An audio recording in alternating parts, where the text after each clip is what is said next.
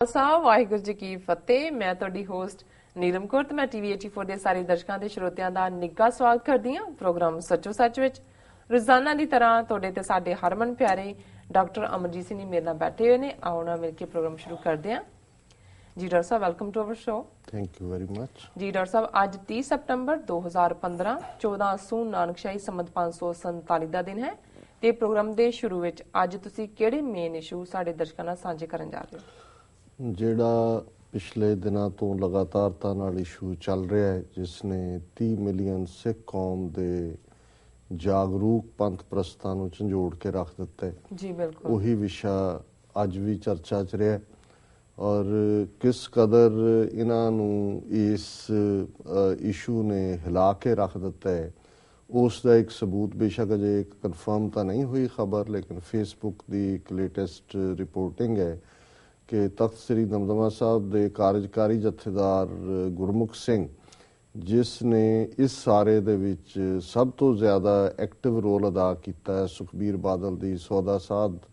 ਤੇ ਚੇਲਿਆਂ ਨਾਲ ਮੁਲਾਕਾਤਾਂ ਨੂੰ ਔਰ ਵਿਚਾਲੇ ਇਸ ਸਾਰੇ ਨੂੰ, ਉਹੀ ਆਰਕੀਟੈਕਟ ਹੈ ਇਹ ਸਾਰੀ ਜਿਹੜੀ ਲੇਟੈਸਟ ਪੁਸ਼ ਹੈ। ਉਸ ਬਾਰੇ ਆਇਆ ਹੈ ਕਿ ਉਸ ਦੇ ਘਰਦਿਆਂ ਨੇ ਵੀ ਉਸ ਦਾ ਬਾਈਕਾਟ ਕੀਤਾ ਹੈ ਔਰ ਨਤੀਜੇ ਦੇ ਤੌਰ ਤੇ ਉਹ ਇੰਨਾ ਕੁ ਇਸ ਵੇਲੇ ਬਦਹਵਾਸ ਹੈ ਕਿ ਉਸ ਨੇ ਮੱਕੜ ਨੂੰ ਆਪਣਾ ਅਸਤੀਫਾ ਸੌਂਪਿਆ। ਉਹਨੇ ਕਿਹਾ ਜੀ ਕਿ ਮੇਰਾ ਅਸਤੀਫਾ ਲਓ, ਤੇ ਇਹ ਕਿਹਾ ਜਾਂਦਾ ਵੀ ਮੱਕੜ ਨੇ ਵੀ ਉਸ ਤੇ ਚੁਟਕੀ ਲੈਂਦੇ ਕਿਹਾ ਕਿ ਨਹੀਂ ਜੀ, ਤੁਹਾਡੀ ਸਾਂਝ ਤਾਂ ਵੱਡੇ ਘਰ ਨਾਲ ਹੈ, ਤੁਹਾਨੂੰ ਅਸਤੀਫਾ ਦੇਣ ਦੀ ਕੀ ਲੋੜ ਹੈ। ਮਤਲਬ ਸੁਖਬੀਰ ਬਾਦਲ, ਕਿਉਂਕਿ ਇਹ ਗੱਲ ਕਿੰਨੀ ਕੁ ਠੀਕ ਹੈ ਇਹ ਤਾਂ ਪਤਾ ਲੱਗ ਜਾਏਗਾ ਇੱਕ ਦੋ ਦਿਨਾਂ 'ਚ, ਪਰ ਇਹਦੇ 'ਚ ਕੋਈ ਸ਼ੱਕ ਨਹੀਂ ਹੈ ਕਿ ਇਸ ਵੇਲੇ ਜਿੱਥੇ ਵੀ ਪੰਥ ਦਾ ਦਰਦ ਰੱਖਣ ਵਾਲਾ ਕੋਈ ਸਿੰਘ ਸਿੰਘਣੀ ਹੈ, ਉਹ ਇਸ ਗੱਲ ਨੂੰ ਲੈ ਕੇ ਦੁਖੀ ਹੈ ਕਿ ਕਿਸ ਤਰੀਕੇ ਦੇ ਨਾਲ ਅਕਾਲ ਤਖਤ ਸਾਹਿਬ ਦੀ ਸਰਵਉੱਚਤਾ ਦੀ ਤੋਹੀਨ ਕੀਤੀ ਗਈ ਹੈ। ਔਰ ਇਸ ਦਾ ਇੱਕ ਸਬੂਤ ਜਦੋਂ ਹੁਣ ਤੁਸੀਂ ਖਬਰਾਂ ਦੇਖਦੇ ਹੋ ਕਿ ਜੀ ਜਥੇਦਾਰ ਦੀ ਸਿਕਿਉਰਿਟੀ ਵਧਾ ਦਿੱਤੀ ਗਈ, ਦੁੱਗਣੀ ਹੋ ਗਈ, ਚੌਗਣੀ ਹੋ ਗਈ।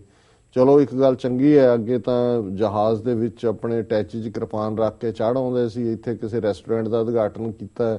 ਘਰਾਂ 'ਚੋਂ 10-20 ਲਿਫਾਫੇ ਲਏ ਤੇ ਤੁਰਦੇ ਬਣਦੇ ਸੀ ਵਾਪਸ। ਹੁਣ ਉਸ ਪੰਜਾਬ ਪੁਲਿਸ ਦੇ ਸਪਾਟੇ ਤਾਂ ਇੱਥੇ ਲਿਆਉਣੋਂ ਰਹੇ ਬਾਹਰ। ਹੁਣ ਘੱਟੋ ਘੱਟ ਇਹਨਾਂ ਦਾ ਜਿਹੜਾ ਬਾਹਰ ਨੂੰ ਮੂੰਹ ਸੀ, ਉੱਥੇ ਤਾਂ ਚਲੋ ਸਿਕਿਉਰਿਟੀ ਦੁੱਗਣੀ ਕਰਤੀ, ਚੌਗਣੀ ਕਰ ਦਿੱਤੀ। ਇੱਥੇ ਜਦੋਂ ਸੰਗਤ ਨੂੰ ਫੇਸ ਕੀਤਾ, ਫਿਰ ਕੀ ਮੂੰਹ ਦਿਖਾਣਗੇ ਤੇ ਕੀ ਹਸ਼ਰ ਇਹਨਾਂ ਦੇ ਨਾਲ ਹੋਏਗਾ, ਉਹ ਮੇਰਾ ਖਿਆਲ ਹੈ ਹੁਣ ਇਹਨਾਂ ਨੂੰ ਕੋਈ ਭੁਲੇਖਾ ਨਹੀਂ ਹੈ। ਔਰ ਇਹ ਜਦੋਂ ਅਸੀਂ ਦੇਖਦੇ ਹਾਂ ਕਿ ਜਿਹੜੇ ਪ੍ਰਭਾਵ ਹੁੰਦੇ ਨੇ ਸਿਆਸੀ ਤੌਰ ਤੇ, ਹੁਣ ਲੋਕ ਦਲ ਹਰਿਆਣੇ ਦੇ ਵਿੱਚ ਜਿਹੜਾ ਉਹ ਬਾਦਲ ਦਾ ਭਰਾ ਬਣਿਆ ਹੋਇਆ ਸੀ, ਦੇਵੀ ਲਾਲ, ਇਹ ਉਹਦਾ ਮੁੰਡਾ ਓਮ ਪ੍ਰਕਾਸ਼ ਚਟਾਲਾ, ਉਹ ਤਾਊ, ਇਹ ਚਾਚੂ, ਜਦੋਂ ਸਭ ਤੋਂ ਡਿਫਿਕਲਟ ਟਾਈਮ ਪੰਜਾਬ 'ਚ ਬਾਦਲ ਕਿਆਂ ਦੇ ਰਹੇ, ਉਦੋਂ ਵੀ ਜਾ ਕੇ ਉਹਨਾਂ ਨੇ ਸ਼੍ਰੋਮਣੀ ਕਮੇਟੀ ਦੇ ਮੈਂਬਰ ਜਿਹੜੇ ਲਕੋਏ ਸੀ ਹਰਿਆਣੇ ਦੇ ਚਟਾਲੇ ਦੇ ਇੱਕ ਫਾਰਮ ਦੇ ਵਿੱਚ ਹੀ ਰੱਖੇ ਹੋਏ ਸੀ। ਇਸੇ ਤਰ੍ਹਾਂ ਹੁਣ ਵੀ ਜਿਹੜਾ ਓਮ ਪ੍ਰਕਾਸ਼ ਚਟਾਲਾ ਹੈ, ਉਹਨੂੰ ਇਹ ਬਠਿੰਡੇ ਦੀ ਜੇਲ੍ਹ 'ਚ ਲਿਆ ਰਹੇ ਨੇ ਤਾਂ ਕਿ ਉਸਨੂੰ ਜੇਲ੍ਹ ਹੋਈ ਹੈ ਕਿ ਪੂਰੀਆਂ ਸਹੂਲਤਾਂ ਪ੍ਰੋਵਾਈਡ ਕੀਤੀਆਂ ਜਾ ਸਕਣ। ਔਰ ਪਿਛਲੀਆਂ ਵਿਧਾਨ ਸਭਾ ਚੋਣਾਂ 'ਚ ਵੀ ਹਰਿਆਣੇ ਦੀਆਂ, ਇਹਦੇ ਬਾਵਜੂਦ ਕਿ ਬੀਜੇਪੀ ਨਾਲ ਬਾਦਲ ਦੀ 50 ਸਾਲ ਦੀ ਆੜੀ ਹੈ ਔਰ ਇਹਦੇ ਬਾਵਜੂਦ ਕਿ ਉਹਨੂੰ ਇਹ ਪਤਾ ਹੈ ਕਿ ਬੀਜੇਪੀ ਦੇ ਪੁਤੜਿਆਂ ਤੋਂ ਵੀ ਵਾਕਿਫ ਹੈ, ਲੇਕਿਨ ਹਰਿਆਣੇ ਦੇ ਵਿੱਚ ਬਾਦਲ ਨੇ ਚੁਟਾਲੇ ਦੀ ਪਾਰਟੀ ਦਾ ਹੀ ਸਾਥ ਦਿੱਤਾ ਸੀ ਔਰ ਇਹ ਵੀ ਇੱਕ ਕਾਰਨ ਬੀਜੇਪੀ ਦੇ ਗੁੱਸੇ ਦਾ ਕਾਰਨ ਬਣਿਆ। ਪਰ ਮੈਂ ਦੇਖ ਰਿਹਾ ਸੀ ਕਿ ਅਬੈ ਚਟਾਲਾ ਜਿਹੜਾ ਕਿ ਆਪੋਜੀਸ਼ਨ ਦਾ ਲੀਡਰ ਹੈ ਔਰ ਉਹਦਾ ਮੁੰਡਾ ਹੈ ਓਮ ਪ੍ਰਕਾਸ਼ ਚਟਾਲੇ ਦਾ, ਉਹਦੀ ਅੱਜ ਇੱਕ ਸਟੇਟਮੈਂਟ ਲੱਗੀ ਹੈ। ਉਹਨੇ ਵੀ ਕਿਹਾ ਕਿ ਇਹ ਜਿਹੜਾ ਫੈਸਲਾ ਲਿਆ ਜਥੇਦਾਰਾਂ ਨੇ ਇਹ ਠੀਕ ਨਹੀਂ ਹੈ ਜੀ। ਔਰ ਉਹਦੇ 'ਚ ਉਹਨੇ ਕਿਹਾ ਕਿ ਵੀ ਉਹਨੇ ਸਿੱਖ ਭਾਵਨਾਵਾਂ ਨੂੰ ਬਹੁਤ ਹਰਟ ਕੀਤਾ। ਔਰ ਦੂਸਰੀ ਗੱਲ ਮੈਂ ਇਹ ਦੇਖ ਰਿਹਾ ਵੀ ਜਿਹੜੀ ਡਿਬੇਟ ਸਾਰੀ ਚੱਲ ਰਹੀ ਹੈ ਪਿਛਲੇ ਦਿਨਾਂ ਦੀ, ਉਹਦੇ 'ਚ ਇਹ ਤਾਂ ਡਿਸਕਸ ਹੋ ਰਿਹਾ ਵੀ ਕਿਵੇਂ ਜਿਹੜਾ ਇਹਨੂੰ ਚੋਰੀ ਛਿਪੇ ਕੀਤਾ ਗਿਆ, ਕਿਵੇਂ ਉਹਨੇ ਕਦੇ ਮਾਫੀ ਮੰਗੀ ਨਹੀਂ, ਉਹ ਪੇਸ਼ ਨਹੀਂ ਹੋਇਆ, ਜੇ ਉਹ ਜਿਹੜਾ ਉਸ ਦੇ ਨਾਲ ਕੀ ਸਮਝੌਤਾ ਹੋਇਆ ਕੀ ਨਹੀਂ, ਜਾਂ 2017 ਦੀਆਂ ਅਸੈਂਬਲੀ ਚੋਣਾਂ ਦੇ ਵਿੱਚ ਵੋਟਾਂ ਲੈਣ ਲਈ ਹੋਇਆ। ਪਰ ਕਿਤੇ ਵੀ ਉਹ ਇਸ ਬੰਦੇ ਦਾ ਕ੍ਰਿਮੀਨਲ ਰੈਕਰਡ ਕਿ ਇਹ ਬੰਦਾ ਕ੍ਰਿਮੀਨਲ ਹੈ, ਮਰਡਰਰ ਹੈ, ਮਰਡਰ ਦਾ ਕੇਸ, CBI ਇਨਵੈਸਟੀਗੇਸ਼ਨ, ਫਿਰ ਇਸ ਨੇ ਕਿਵੇਂ ਰੇਪਿਸਟ ਹੈ, ਰੇਪ ਦੇ ਕੇਸ, ਉਹਦੀ CBI ਔਰ ਹੀਅਰਿੰਗਸ, ਔਰ ਇੱਕ ਕੇਸ ਜਿਹਦੇ 'ਚ ਕਿ ਉਹਨੇ 5-6 ਆਪਣੇ ਚੇਲਿਆਂ ਨੂੰ, ਜਿਨ੍ਹਾਂ ਨੂੰ ਸਾਧੂ ਦੇ ਨਾਂ ਥੱਲੇ, ਉਹਨਾਂ ਨੂੰ ਇੰਪੋਰਟੈਂਟ ਕੀਤਾ, ਨਪੁੰਸਕ ਬਣਾਇਆ। ਜਿਹੜੇ ਕੇਸ 3-4 ਔਰ ਉਹਨਾਂ ਦੀਆਂ 2 ਕੇਸਾਂ ਦੇ ਵਿੱਚ ਆਲਮੋਸਟ ਸਾਰੀਆਂ ਐਵੀਡੈਂਸਿਸ ਮੁਕੰਮਲ ਹੋ ਚੁੱਕੀਆਂ ਨੇ, ਆਉਣ ਵਾਲੇ 3-4 ਮਹੀਨੇ 'ਚ ਫੈਸਲਾ ਆ ਸਕਦਾ ਹੈ। ਸੋ ਇਹ ਗੱਲ ਅਭੈ ਚੌਟਾਲੇ ਨੇ ਵੀ ਕਹੀ ਵੀ ਨਾ ਸਿਰਫ ਇਸ ਬੰਦੇ ਨੇ ਸਿੱਖਾਂ ਦੇ ਸੈਂਟੀਮੈਂਟ ਹਰਟ ਕੀਤੇ 10ਵੇਂ ਪਾਤਸ਼ਾਹ ਵਰਗਾ ਪਹਿਰਾਵਾ ਤੇ ਜਾਮੇ ਇਨਸਾਨ ਦਾ ਡਰਾਮਾ ਕਰਕੇ, ਪਰ ਇਹ ਤਾਂ ਅਪਰਾਧੀ ਹੈ, ਮਰਡਰਰ ਹੈ, ਰੇਪਿਸਟ ਹੈ, ਔਰ ਉਹਨਾਂ ਨੇ ਕਿਹਾ ਵੀ ਇਹ ਬਿਲਕੁਲ ਮੁਆਫ ਨਹੀਂ ਕੀਤਾ ਜਾਣਾ ਚਾਹੀਦਾ। ਸੋ ਅਸੀਂ ਵੀ ਇਸ ਐਸਪੈਕਟ ਨੂੰ ਮੁੱਖ ਰੱਖਦੇ ਹਾਂ। ਅੱਜ ਜਿਨ੍ਹਾਂ ਦੋ ਸ਼ਖਸੀਅਤਾਂ ਦੇ ਨਾਲ TV 84 ਨਿਊਜ਼ ਤੇ ਗੱਲਬਾਤ ਕਰ ਰਹੇ ਹਾਂ, ਉਹਨਾਂ ਦੇ ਵਿੱਚ ਇੱਕ ਜਥੇਦਾਰ ਜੋਗਿੰਦਰ ਸਿੰਘ ਵਿਦਾਂਤੀ, ਕਿਉਂਕਿ ਇਹ 2007 ਦੇ ਵਿੱਚ ਜਥੇਦਾਰ ਸਨ ਅਕਾਲ ਤਖਤ ਸਾਹਿਬ ਦੇ, ਜਦੋਂ ਕਿ ਸੌਦਾ ਸਾਹਿਬ ਦੇ ਖਿਲਾਫ ਜਿਹੜਾ ਗੁਰਮਤ ਹੈ ਉਹ ਪਾਸ ਕੀਤਾ ਗਿਆ ਸੀ, ਔਰ ਇਸੇ ਤਰ੍ਹਾਂ ਉਹਨਾਂ ਦੇ ਖਿਲਾਫ ਇਹਨਾਂ 4 ਕੇਸਾਂ ਚੋਂ 2 ਦੇ ਵਿੱਚ ਜਿਹੜੇ ਜਿਨ੍ਹਾਂ ਨੇ ਪੈਟੀਸ਼ਨ ਪਾਈ ਔਰ ਜਿਹੜੇ ਇਹਨੂੰ ਫੋਲੋ ਕਰਦੇ ਨੇ ਨਵਕਿਰਨ ਸਿੰਘ, ਜਿਹੜੇ ਕਿ ਲਾਇਰਸ ਫਾਰ ਹਿਊਮਨ ਰਾਈਟਸ ਦੇ ਫਾਊਂਡਰ ਨੇ ਔਰ ਹਿਊਮਨ ਰਾਈਟਸ ਦੇ ਐਡਵੋਕੇਟ ਨੇ, ਉਹ ਵੀ ਅੱਜ TV 84 ਨਿਊਜ਼ ਤੇ ਗੱਲਬਾਤ ਕਰਨਗੇ, ਤਾਂ ਕਿ ਇਹ ਗੱਲ ਵੀ ਸਾਹਮਣੇ ਆਏ ਕਿ ਗੱਲ ਸਿਰਫ ਹੁਣ ਜਦੋਂ ਅਸੀਂ ਟੈਕਨੀਕਲ ਪ੍ਰੋਸੀਜਰ ਦੀ ਗੱਲ ਕਰਦੇ ਹਾਂ, ਹੁਣ ਇੱਕ ਗੱਲ ਜਿਹੜੀ ਮੈਨੂੰ ਇੱਕ ਇੰਗਲੈਂਡ ਦੀ ਅਟਰਨੀ ਬੀਬੀ ਨਾਲ ਮੇਰੀ ਕੱਲ ਗੱਲ ਹੋ ਰਹੀ ਸੀ ਰਾਤ, ਤੇ ਉਹਨਾਂ ਨੇ ਇੱਕ ਬੜੀ ਸੋਹਣੀ ਗੱਲ ਕਹੀ। ਪਹਿਲੀ ਗੱਲ ਤਾਂ ਅਸੀਂ ਜਦੋਂ ਹੁਣ ਇਹਦੇ ਸਾਰੇ ਆਸਪੈਕਟ ਗੁਰਮਤੇ ਦੇ ਦੇਖਦੇ ਹਾਂ ਜਾਂ ਦੂਸਰੇ, ਪਹਿਲੀ ਗੱਲ ਤਾਂ ਅਕਾਲ ਤਖਤ ਸਾਹਿਬ ਦਾ ਹੁਕਮਨਾਮਾ ਸਿਰਫ ਤੇ ਸਿਰਫ ਸਿੱਖ ਦੇ ਉੱਤੇ ਬਾਈਂਡਿੰਗ ਹੁੰਦਾ ਜੀ। ਤੁਸੀਂ ਸਿੱਖ ਨੂੰ ਹੀ ਤਲਬ ਕਰਦੇ ਹੋ ਔਰ ਸਿੱਖ ਨੂੰ ਹੀ ਜਿਹੜਾ ਉਸ ਬਾਰੇ ਜਿਹੜਾ ਕਰਦੇ। ਹੁਣ ਇਸ ਮਾਮਲੇ ਦੇ ਵਿੱਚ ਜਿਵੇਂ ਉਹਨਾਂ ਨੇ ਟੈਕਨੀਕਲ ਲੈਂਗੁਏਜ ਕਹੀ, ਉਹਨਾਂ ਨੇ ਕਿਹਾ ਕਿ ਦਾ ਹੁਕਮਨਾਮਾ ਵਾਜ਼ ਨਾਟ ਟੂ ਸੌਦਾ ਸਾਧ, ਇਟ ਵਾਜ਼ ਅਬਾਊਟ ਹਿਮ। ਹੁਣ ਕਿਉਂਕਿ ਉਹਨੇ ਜਦੋਂ 10ਵੇਂ ਪਾਤਸ਼ਾਹ ਦਾ ਭੇਖ ਬਣਾ ਕੇ ਔਰ ਇਹ ਸਾਰਾ ਪਾਠ ਕੀਤਾ, ਉਹਨੇ ਤਾਂ ਆਪਣੇ ਆਪ ਨੂੰ ਪਹਿਲਾਂ ਹੀ ਸਿੱਖ ਡਿਕਲੇਅਰ ਨਹੀਂ ਕੀਤਾ ਜੀ। ਅੱਛਾ, ਜੇ ਹੁਣ ਉਹਨੇ ਉਹ ਇਸ ਕਿਸਮ ਦਾ ਕੁਕਰਮ ਕੀਤਾ ਤੇ ਫਿਰ ਇਹ ਵਾਰਨਿੰਗ ਆਪਣੇ ਲੋਕਾਂ ਲਈ ਸੀ ਅਕਾਲ ਤਖਤ ਦੀ ਕਿ ਇਸ ਬੰਦੇ ਨੂੰ ਜਾਂ ਇਸ ਦੇ ਸਾਰਾ ਇਹਦਾ ਪੂਰਾ ਬਾਈਕਾਟ ਕੀਤਾ ਜਾਏ ਔਰ ਇਸ ਦੇ ਡੇਰੇ ਬੰਦ ਕਰਾਏ ਜਾਣ, ਔਰ ਇਹ ਜਿਹੜੀ ਹੈ ਲਾਈਨ ਇਹ ਗੁਰਮਤੇ ਦਾ ਹਿੱਸਾ ਹੈ ਜੀ। ਹੁਣ ਜ਼ਾਹਰ ਹੈ ਕਿ ਨਾ ਤਾਂ ਇਸ ਸਾਰੇ ਦੇ ਦੌਰਾਨ ਕੋਈ ਵੀ ਐਸਾ ਕੰਮ ਪਿਛਲੇ 8 ਸਾਲ 'ਚ ਐਸਾ ਇਸ ਡੇਰੇ ਵੱਲੋਂ ਜਿਹਨੇ ਇਹ ਦੱਸਿਆ ਹੋਇਆ ਕਿ ਉਹਨੇ ਆਪਣੀਆਂ ਐਕਟੀਵਿਟੀਜ਼ ਬੰਦ ਕਰ ਦਿੱਤੀਆਂ ਐਂਟੀ ਸਿੱਖ, ਜਾਂ ਉਹਨੇ ਆਪਣੀ ਵਿਚਾਰਧਾਰਾ ਬਦਲ ਲਈ ਹੈ, ਜਾਂ ਉਹ ਹੁਣ ਸਿੱਖੀ ਮੰਡਲ ਦੇ ਵਿੱਚ ਆ ਗਿਆ, ਜਾਂ ਉਸ ਦਾ ਕੋਈ ਐਕਸ਼ਨ ਇਹੋ ਜਿਹਾ ਜਿਹਦੇ ਥੱਲੇ ਅਕਾਲ ਤਖਤ ਤੋਂ ਇਹ ਹੋਏ ਕਿ ਜੀ ਹੁਣ ਉਹਨੇ ਜਿਹੜਾ ਆਪਣਾ ਰਸਤਾ ਬਦਲ ਲਿਆ ਹੈ, ਇਸ ਲਈ ਉਹਦਾ ਬਾਈਕਾਟ ਜਿਹੜਾ ਉਹ ਬੰਦ ਕੀਤਾ ਜਾਏ। ਹੁਣ ਬਾਈਕਾਟ ਤਾਂ ਸੀ ਤਾਂ ਕਿ ਸਿੱਖਾਂ ਦੇ ਕਾਡਰ ਨੂੰ ਉਹ ਆਪਣੇ ਵਿੱਚ ਜਿਹੜਾ ਨਾ ਜਜ਼ਬ ਕਰੇ, ਜਿਵੇਂ ਰਾਮ ਰਾਈਆਂ ਧੀਰ ਮਲੀਆਂ। ਹੁਣ ਰਾਮ ਰਾਈਆਂ ਧੀਰ ਮਲੀਆਂ ਨੂੰ ਅਸੀਂ ਸਿੱਖ ਤਾਂ ਨਹੀਂ ਮੰਨਦੇ ਜੀ, ਲੇਕਿਨ ਸਿੱਖਾਂ ਨੂੰ ਇਹ ਵਾਰਨਿੰਗ ਹੈ ਕਿ ਭਾਈ ਇਹਨਾਂ ਦੇ ਨਾਲ ਮੀਣੇ ਮਸੰਦ ਧੀਰ ਮਲੀਏ ਰਾਮ ਰਾਈਏ ਪੰਥ ਨੇ ਨਹੀਂ ਵਰਤਣਾ। ਔਰ ਇਸੇ ਤਰ੍ਹਾਂ ਦਾ ਹੀ ਇਹ ਗੁਰਮਤਾ ਸੀ ਜਿਹੜਾ ਕਿ ਇਸ ਦੇ ਉੱਤੇ ਸੀ। ਹੁਣ ਜਿਹੜਾ ਉਹਦਾ ਕ੍ਰਿਮੀਨਲ ਪਾਸਟ ਹੈ, ਇਹ ਸਾਰੇ ਤੋਂ ਬਾਅਦ ਕ੍ਰਿਮੀਨਲ ਕੇਸ ਸਾਹਮਣੇ ਆਏ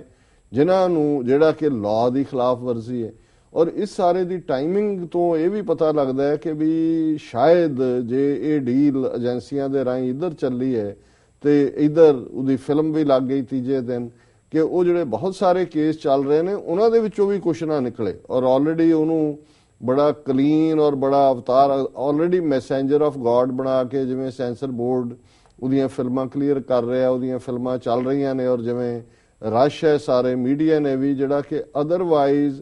ਹਰ ਇੱਕ ਦੇ ਪੋਤੜੇ ਫਰੋਲਣ ਤੱਕ ਜਾਂਦਾ ਹੈ। ਆ ਜਿੰਨੇ ਦਿਨਾਂ ਤੋਂ ਡਿਬੇਟ ਚੱਲ ਰਹੀ ਹੈ, ਕਿਸੇ ਮੀਡੀਆ ਨੇ ਇਹਦੇ ਕ੍ਰਿਮੀਨਲ ਪਾਸ ਦੀ ਗੱਲ ਨਹੀਂ ਕੀਤੀ ਕਿ ਵੀ ਇਹ ਇੱਕ ਕ੍ਰਿਮੀਨਲ ਹੈ ਆਲਰੇਡੀ ਫੇਸਿੰਗ ਦਾ ਲਾਅ, ਉੱਥੋਂ ਇਹ ਬਚ ਰਿਹਾ ਹੈ। ਕਦੇ ਉਹ ਜਿਹੜਾ ਸਕਰੀਨ ਦੇ ਉੱਤੇ ਆਪਣੀ ਪੇਸ਼ੀ ਦਿੰਦਾ, ਕਦੇ ਆਪਣੇ ਚੇਲਿਆਂ ਰਾਹੀਂ ਜਿਹੜਾ ਉਹ ਬਲੌਕ ਕਰਵਾ ਦਿੰਦਾ। ਸੋ ਇਸ ਪਾਰਟ ਨੂੰ ਅਸੀਂ ਦੇਖਦੇ ਹਾਂ ਕਿ ਵੀ ਇਹ ਇੱਕ ਜਿਹੜਾ ਪਾਰਟ ਹੈ ਕਿ ਇੱਕ ਕ੍ਰਿਮੀਨਲ ਜਿਹੜਾ ਉਸ ਨੂੰ ਕਿਵੇਂ ਜਿਹੜਾ ਡੀਲ ਕਰਨਾ ਕਾਨੂੰਨ ਨੇ, ਉਹ ਇੱਕ ਡਿਫਰੈਂਟ ਐਸਪੈਕਟ ਹੈ। ਹੁਣ ਜਦੋਂ ਅਸੀਂ ਅਕਾਲੀਆਂ ਦਾ ਦੇਖਦੇ ਹਾਂ ਕਿ ਕਿਵੇਂ ਮੱਕੜ ਅੱਜ ਇਹ ਆਇਆ ਕਿ ਜੀ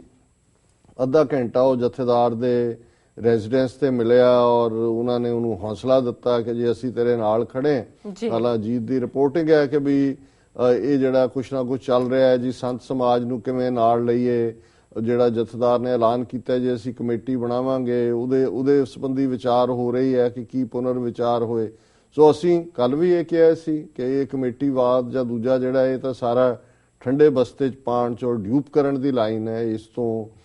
ਬਚਣ ਦੀ ਲੋੜ ਹੈ। ਪਰ ਕੁੱਲ ਮਿਲਾ ਕੇ ਇਹ ਗੱਲ ਜ਼ਰੂਰ ਨਜ਼ਰ ਆ ਰਹੀ ਹੈ ਕਿ ਇਸ ਵਾਰ ਅਕਾਲੀਆਂ ਦੀ ਜਿਹੜੀ ਹਾਈ ਕਮਾਂਡ ਹੈ ਉਹ ਵੀ ਹਿੱਲੀ ਹੈ। ਉਹਨਾਂ ਨੂੰ ਵੀ ਲੱਗਦਾ ਹੈ ਕਿ ਵੀ ਇਹ ਜਿਹੜੀ ਹੈ ਗੱਲ ਕਿਸੇ ਪਾਸੇ ਵੀ ਜਾ ਸਕਦੀ ਹੈ,